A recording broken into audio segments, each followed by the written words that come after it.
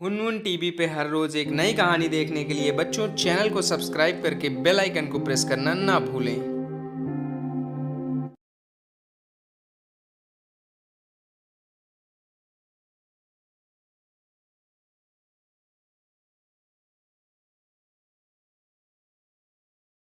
यह कहानी रामगढ़ में रहने वाली सीमा की है। सीमा के परिवार में सब कुछ था। उसके पति एक बड़े बिजनेसमैन थे। उसके घर में किसी भी चीज की कोई कमी नहीं थी, पर सीमा के एक भी बच्चे नहीं थे। सीमा हमेशा दूसरों को बच्चों को देखकर यही सोचती कि काश मेरे भी बच्चे होते। दिवाली का दिन था। सीमा घर पर अकेली थी और वह अकेली बैठकर सोच रही थी कि मैं क्या बाजार जाऊं। सबके बच्चे उनके साथ जाते हैं, अगर मेरे भी बच्चे तो मैं उनको साथ में लेकर जाती।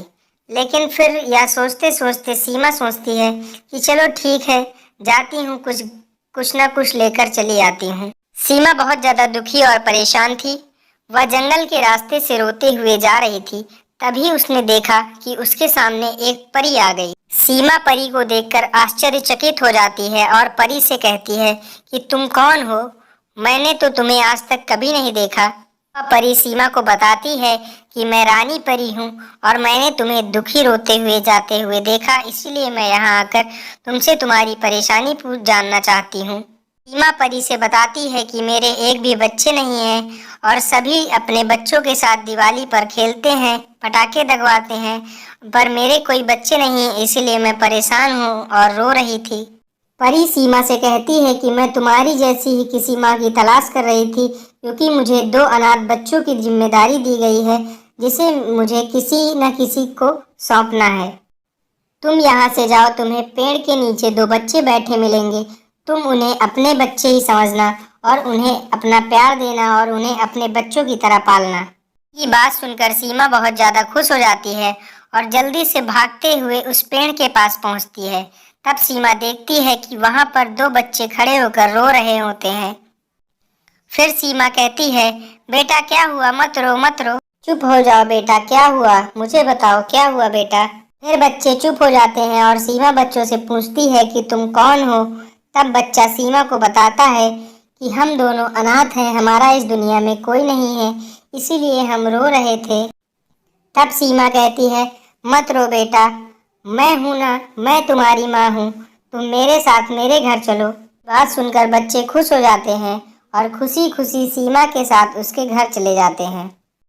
घर पहुंचकर सीमा बच्चों से कहती है कि बच्चों, अब यही तुम्हारा घर है और मैं तुम्हारी माँ हूँ और तुम यहीं रहोगे मेरे साथ।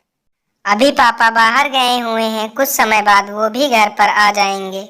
बेटा आज दिवाली है और तुम दोनों को क्या क्या चाहिए तुम दोनों मुझे बता दो, जिससे मैं तुम्हारे पिताजी को फोन कर दूं और वो वापस आते वक्त तुम दोनों के लिए जो जो तुम्हें चाहिए वो लेकर आएंगे। कहता है कि माँ, मुझे बंदूक, कपड़े और गोलियां चाहिए और मिर्ची लगाना भी बहुत पसंद है, मुझे वो भी मंगा। अच्छी कहती है, माँ मुझे नचरगिन्नी, छुरछुरिया और नए कपड़े चाहिए, माँ मुझे वो मंगा देना।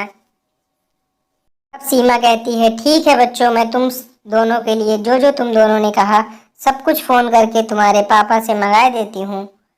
पिताजी का फोन न उठने के कारण सीमा दोनों बच्चों को बाजार लेकर जाती है और उन्हें जो जो चाहिए था उन्हें दिला देती है और फिर वो सब घर वापस आने के बाद पूरा परिवार एक साथ मिलकर दीप जलाता है, पटाखे फोड़ता है और दीपावली के इस पावन त्योहार को मिलजुल कर मनाते हैं।